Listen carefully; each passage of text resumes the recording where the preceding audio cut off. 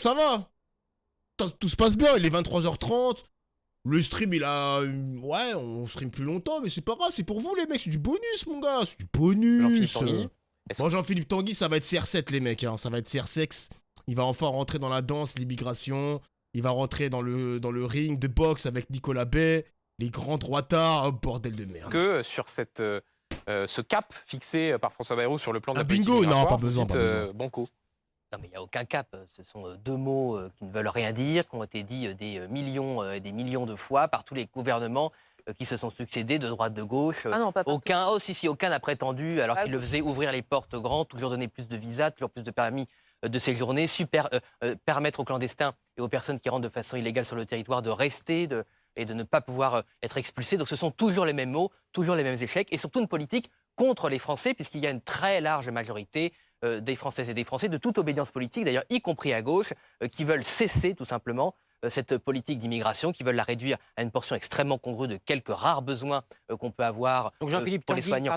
Je finis. Et le lien, vous avez dit, il n'y a pas de transition. Madame Tondelier a dit transition. Je comprends qu'elle ne voit pas la transition. Moi, je la vois, la transition. C'est évidemment un des tabous centraux qui explique la dérive des finances publiques. 50 ans de déficit public, 50 ans d'un contrôle migratoire. Évidemment, quand vous avez plusieurs millions de personnes qui séjournent de manière légale sur notre territoire, mais dont le taux de chômage est 2 fois supérieur. Donc c'est de la faute des immigrés s'il y a des problèmes de déficit et de dette. J'ai pas dit que c'est la faute des immigrés. Donc ne réduisez pas un raisonnement. Dites s'il y a des problèmes de finances publiques, c'est parce qu'il y a des problèmes d'immigration. Ça a commencé. On ne peut pas parler rationnellement de la politique migratoire. Moi, je vous dis, quand vous avez plusieurs millions, on va voir si j'arrive à finir ma phrase. S'il y a plusieurs millions de personnes qui résident sur le territoire national, dont le taux de chômage est bien supérieur aux nationaux. Et si vous avez en plus plusieurs centaines de milliers de clandestins qui, par nature, ne peuvent pas travailler ou ne peuvent pas travailler dans des conditions normales, tout cela a un coût sur les finances publiques, tout cela a un côté sur le système de l'éducation, sur le logement, sur les aides sociales, sur le chômage,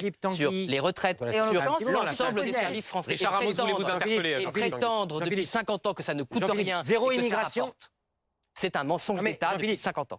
Zéro immigration. Mais comme en Italie. J'ai pas dit zéro immigration. Quasiment pas. J'ai dit presque aucune immigration. Comment on fait pour que nos paysans ils puissent tailler les vignes? Comment on fait pour ramasser des légumes? Mais ça marche pas. Ça marche pas. Ça ne marche pas. Ce qui marche pas, c'est ce que tu fais depuis 50 ans. C'est de l'idéologie, Jean-Philippe. Les Français veulent pas travailler. C'est de l'idéologie.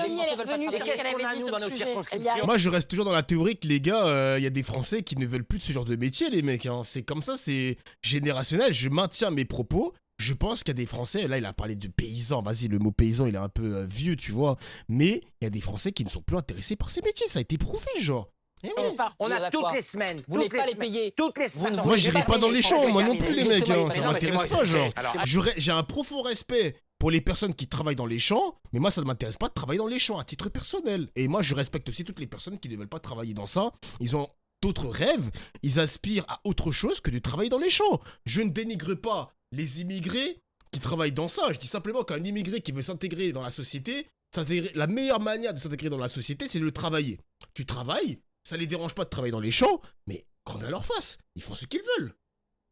On va pas forcer un Français qui veut réaliser un autre rêve que de travailler dans les champs à travailler dans les champs ou de lui imposer, genre. Et d'ailleurs, il faudrait mieux les payer aussi, les paysans qui sont dans les champs, parce qu'ils sont aussi surexploités par l'exploitant qui a le terrain, quoi. T'as capté? Allez-y, Richard Ramos. Toutes les semaines, on a quoi dans nos circonscriptions? On a des dizaines de chefs d'entreprise qui ont des salariés étrangers qui sont là depuis 5-6 ans et qui n'arrivent pas à renouveler leur titre de séjour. On en fait quoi de ça? Eh bien, on les remplace. Donc le boulot pour les immigrés, c'est les champs. Mais t'es con, quoi. Je prends l'exemple du mec parce qu'il a parlé des champs. Je parle des champs parce qu'il a parlé des champs. T'es con, quoi. Faire des conclusions comme ça, oui. Les Français. Mais ça marche pas. Si. C'est une mauvaise idéologie, Jean-Philippe. Là, pour le coup, vous méritez mieux que ça. Vous méritez mieux que ça. Ça va. Non, mais c'est vrai. C'est vrai. Non, mais ça fait 50 ans que vous mettez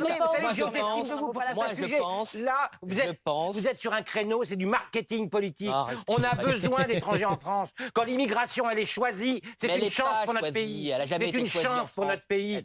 Et toutes les entreprises en ont besoin. En ont besoin de ces slogans. Alors, s'il vous plaît. L'immigration, quand elle est choisie, c'est une aubaine pour notre pays. Vous vous rendez compte, les gars? Comme si l'être humain était un jetable, une matière première, en mode si la matière première elle est plus importante, bon on va jeter celle qui est moins importante. Vous vous rendez compte de comment ce mec là il parle d'être humain, genre l'exploitation, genre comment on est des jetables. C'est sale de parler comme ça, du minerai, genre le minerai le moins rentable, quoi. Alors hop, on prend les Français puis on les remplace. Les étrangers, ils sont avant tout. Alors, s'il vous plaît. On parle d'être humain quand même, wesh. S'il vous plaît, Richard. Jusque-là, je crois que le débat était... mensonge dans ce que vous dites. S'il vous plaît, Nicolas, je fais juste un petit point d'étape et de méthode. Je crois que jusque-là, il est 22h54 sur BFM TV. Si vous nous rejoignez, l'Assemblée BFM, les 9 principales tendances politiques réunies sur ce plateau, on a reconstitué un hémicycle. Jusque-là, le débat... Sans chauffage et avec de la clim, il faut quand même préciser les conditions de travail de l'émission de ce soir. Parce que vous considérez que... On ne veut pas geler la réforme des retraites, mais on veut geler les représentants du plateau ce soir. Le problème de clim, comme dans TPMP, wesh. Mais pourquoi ils mettent de la clim alors que c'est l'hiver? Je comprends pas. Ils sont en train de... Regarde la petite Chloé, elle a froid, ma gueule. Mettez-lui un plaid, je sais pas moi. C'est parce que les spots créent de la chaleur. On reste sur le sujet de... Bien. En plus, c'est pas bon. Écoutez, ça abondera votre compte pénibilité, Marine Tondelier, parce pour reparler de la réforme des retraites. Sur la question, donc d'abord, je précise, jusque-là, c'était un débat intelligible. Faisons en sorte qu'il reste de bonne tenue. On a entendu cet échange entre vous, Richard Ramos et Jean-Philippe Tanguy, sur la question de l'immigration, notamment l'immigration de travail. Marine Tondelier. Je vais donner un chiffre. Oui, attendez, je vous pose une question, s'il vous plaît. François Bayrou est sur l'expression qu'il utilise en disant l'immigration, c'est une question de proportion. Et au fond, il fait cette comparaison dans son discours de politique générale en disant quand il y a une famille ou deux qui arrive dans un village, c'est l'accueil, c'est la fraternité. Quand il y en a un, ça va, mais quand il y en a plusieurs, on commence à avoir des problèmes. Ça, c'est pour paraphraser Brice Hortefeux. C'est pas un bon sens. Cette expression consistant à dire c'est une question de proportion. Ça vous pose un problème, cette phrase de François Bayrou? Moi, je pense qu'à ce moment précis du discours que vous avez dit, il a très peu parlé d'immigration dans son discours. Bon, moi, j'en ai entendu beaucoup trop et beaucoup plus que sur des sujets vitaux tels que l'écologie. Mais moi, je voulais donner un chiffre parce que en réalité, il faut revenir aux faits. Je vais faire plaisir à M. Armand. Je vais citer, une fois n'est pas coutume, un chiffre du MEDEF, qui dans un rapport chiffre, et c'est une demande. Parce que vous m'avez dit que je ne parlais pas assez du patron. Non, je vous ai dit que vous cherchez des boucs émissaires. Vous avez raison, pourquoi il faut vous un travail difficile. Et donc le MEDEF, qui représente le patronat, a sorti un rapport très intéressant où ils évaluent que d'ici 2050, ils auront besoin, accrochez-vous, de 3,9 millions de travailleurs étrangers pour faire tourner l'économie française. Alors là, vous êtes avec les patrons, là. Quand on dit... Non, mais je cite ça parce que c'est pour montrer que c'est pas un calcul islamo-gauchiste ou zadiste de je sais pas quoi. Vous avez entendu Jean-Philippe Tanguy qui dit, là, vous êtes avec les patrons. Vous aimez bien remettre à chaque fois, quand j'entends pas ces phrases, vous les remettez pour être sûr que j'ai bien entendu. Parce que les patrons en ont besoin. Ah, mais le présentateur, c'est un malade. Il a répété encore la phrase alors que Marine, elle a bien entendu la phrase. Non, ça a ouf. Je sais pas où Jean-Philippe Tanguy, dans sa circo, il a pas de patron. On est alors, Marine Tondelier permis. Les patrons veulent de la main-d'œuvre à bas coût parce que le coût du travail. Non, s'il vous plaît. Mesdames, messieurs, s'il vous plaît. Oui, Nicolas Baird, Richard Ramos, on évite. Voilà, s'il vous plaît. Merci. S'il vous plaît. Attendez. Marine Tondelier, vous terminez. Ça, c'est vrai. Madame Meloni, en Italie, qui est arrivée en disant immigration zéro, on va tout arrêter. Elle a dû revenir sur ce qu'elle avait dit parce que ça ne tournait pas, parce que ça ne marchait pas. Et parce que l'extrême droite, à l'épreuve des faits, c'est la catastrophe. Vous n'êtes pas crédible quand vous gouvernez. Je peux rigoler Antoine Armand, là. Qu'est-ce qui lui arrive? Voilà la réalité. On peut parler de la question de la Vos propos sur l'immigration ne tiennent pas à l'épreuve des faits. On peut parler de la question de la proportion parce que c'était ça votre question. Allez-y, Florence Portelli, oui. Et je vous donne la parole dans un instant, Eric Coquerel. En fait, vas-y, on s'en bat les couilles de la droitarde, là. Ça y est. Ah, ça y est, cousine, ça y est. Eric Coquerel ou... Ah, il y a la meuf de gauche. Ah, ça m'intéresse pas. Mais je vous explique pourquoi. Vous me prenez la parole. Bien sûr. Prenons juste 2 minutes pour resituer les choses. D'abord, la France n'est plus un grand pays d'immigration. C'est pas le cas. 500 000 vous regardez absolument toutes les statistiques en Europe qui montrent qu'aujourd'hui, nous ne sommes pas un pays qui attire tant que ça. Et d'ailleurs, il y a eu des mesures restrictives qui l'expliquent. Le regroupement familial, par exemple, dont on parle sans arrêt, c'est plus que 4% aujourd'hui de l'augmentation de l'immigration dans ce pays. Donc statistiquement, c'est faux. Deuxièmement, il y a effectivement un nombre de travailleurs qui sont non régularisés, qui sont dans ce pays. Pourquoi? Tout simplement parce qu'en réalité, c'est ce qui a été dit tout à l'heure, on peut prendre par tous les bouts. Notre économie a besoin en réalité d'une immigration plus importante. C'est pas la question que je vous posais, Eric. Oui, mais laissez-moi vous répondre sur le fond. Parce que notre économie a besoin d'une immigration comme elle a souvent toujours eu, et notamment dans la période, parce qu'il y a un certain nombre d'emplois qui sont déqualifiés, que pour des raisons notamment, j'allais dire, d'études de formation les personnes qui vivent en France depuis pas mal de temps ne font plus. Et donc, il y a des emplois qui sont disponibles. Et chacun sait que ce sont des travailleurs, notamment non régularisés. Je vois pas le rapport avec les OQTF. Je vais vous expliquer pourquoi il y a trop de QTF. C'est que ces personnes-là, en réalité dont je parle, elles ont leur vie en France, elles payent des impôts, elles payent des cotisations, elles travaillent, elles sont en France depuis des années. Et qu'en réalité, et moi je vais vous dire concrètement ce qui se passe. Je vois en Seine-Saint-Denis par exemple. Quand vous dites... S'il vous plaît, pas de débat parallèle. Non, Richard Amos, pas débat parallèle. Depuis 10 ans dans ce pays. Pas de débat parallèle. Il paye des impôts, des cotisations, il n'a plus de vie ailleurs. S'il vous plaît. Les gens qui l'emploient ont envie de le garder et qu'il a un OQTF. Vous savez ce qui se passe avec la préfecture? Je négocie effectivement. Cet OQTF se lève parce qu'il n'a aucune réalité. Donc je vais vous dire une chose. Vous parlez de sondage, vous pouvez regarder toutes les enquêtes d'opinion sérieuses. La question de l'immigration arrive très loin des préoccupations des Français. Mais une majorité de Français, dont votre électorat, sont favorables à des mesures de fermeté. Je vous explique simplement, il y a quelque chose qui se passe dans nos sociétés depuis quelques années, notamment avec la crise du capitalisme, et qui n'est pas nouveau, parce que dans les années 30, c'était pareil, et ce n'était pas la même immigration, mais n'empêche, l'extrême droite disait encore que c'était une immigration qui n'était pas assimilable. Regardez toutes les affiches. Il y a quelque chose qui est très net. C'est que quand vous avez une société qui est en système, à un moment donné, l'extrême droite, et ce que je regrette, c'est que ça déteint aujourd'hui, notamment dans les pouvoirs néolibéraux dans le monde, emprunte la question de servir de bouc émissaire de l'immigration pour faire des autres petites. On vous a entendu, Éric Coquerel. J'aimerais donner la parole à Nicolas Bay. C'est ce que je disais tout à l'heure, les mecs. Je ne prends plus la parole à cette question. Je ne prends plus la parole sur cette question. Ce qui va se passer, je vais vous dire, vous avez dit, M. Bayrou, finalement, Jean-Philippe Tanguy disait, il n'a pas dit grand-chose.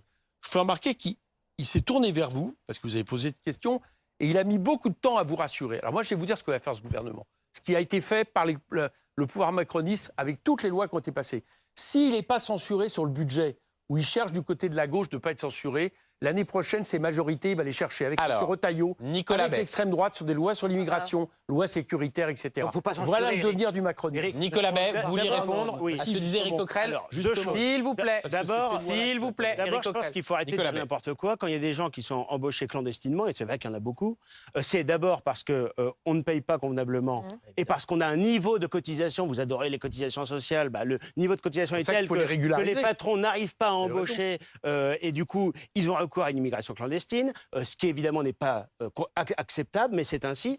Et évidemment, quand vous avez de la main-d'œuvre clandestine, vous ne payez pas de cotisation. Il ne faut quand même pas dire n'importe quoi. Vous ne payez pas de cotisation. Sur les OQTF, on est d'accord que ces travailleurs doivent être régularisés. Non, il faut les expulser, il ne faut pas les régulariser. C'est la différence entre vous et moi. Sur les OQTF, on peut... Ah ouais, donc le mec, il travaille clandestinement. Bon, il n'a pas été régularisé, mais au lieu de le régulariser, lui, il propose de l'expulser directement. Ah ouais, waouh, direct. Miskin. Donc le mec, il a apporté du capital dans les poches du patron.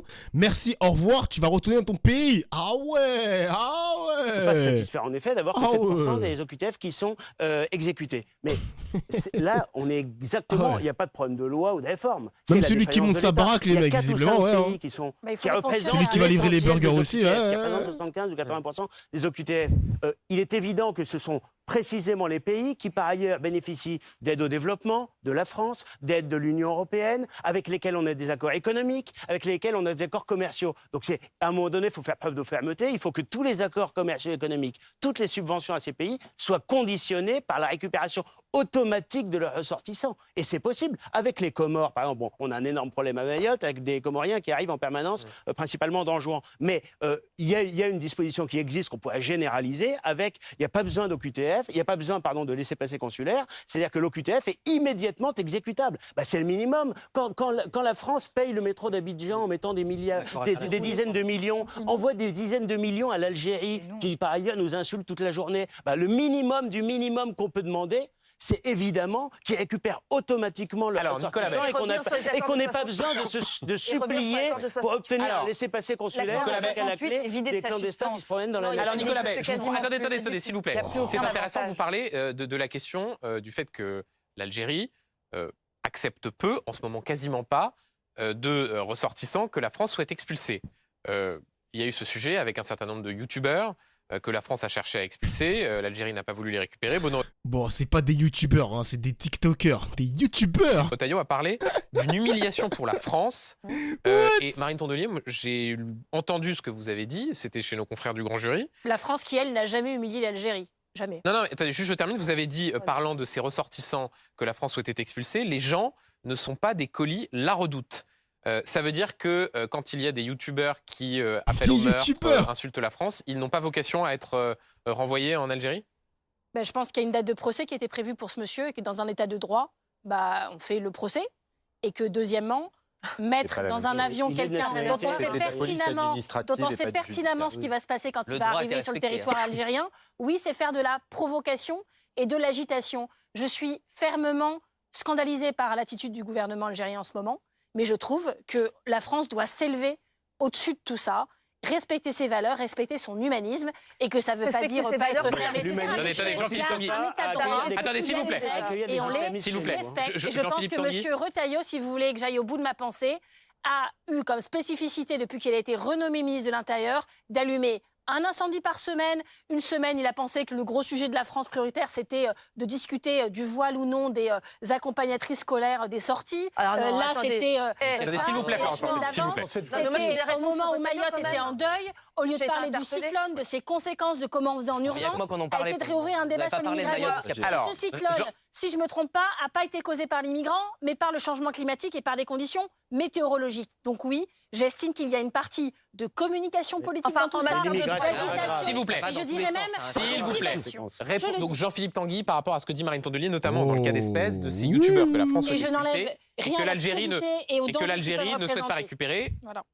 Votre position et votre réponse à ce que vient de dire Marine Tondelier. Déjà, ce n'est pas des youtubeurs, c'est une espèce de racailles haineuses qui sont des agents de haine, des agents de division des valeurs françaises. Moi, je suis très inquiet d'entendre encore aujourd'hui, plus de 60 ans après l'indépendance de l'Algérie, qu'on a des responsables politiques français qui reprennent les éléments de langage d'un gouvernement autoritaire, de gérontes qui n'ont rien à proposer à leur pays, à leur jeunesse depuis des années. Et juste vous parlez de qui, là, sur ceux qui prennent les éléments de langage? Je parle des différents responsables de gauche. La Marine Tondelier l'a fait, mais après, elle aurait les épaules très larges si c'était la seule. C'est pas la seule, malheureusement, responsable de gauche en France qui reprend les éléments de ce gouvernement tyrannique, d'un gouvernement qui n'a rien une fois plus à proposer. J'ai dit tout ce que j'en pensais, ce gouvernement. Pas grand-chose. Non, vous avez surtout repris. Si, je l'ai dit que je condamnais fermement tout ce qui représentait. Je l'ai dit au début de mon intervention. Mais vous avez une écoute sélective. Non, j'ai pas l'écoute sélective. Je vous ai justement très attentivement écouté pour pouvoir vous répondre le plus précisément possible. Si vous avez dit, et la France, elle n'a pas humilié l'Algérie. Mais quel rapport? Et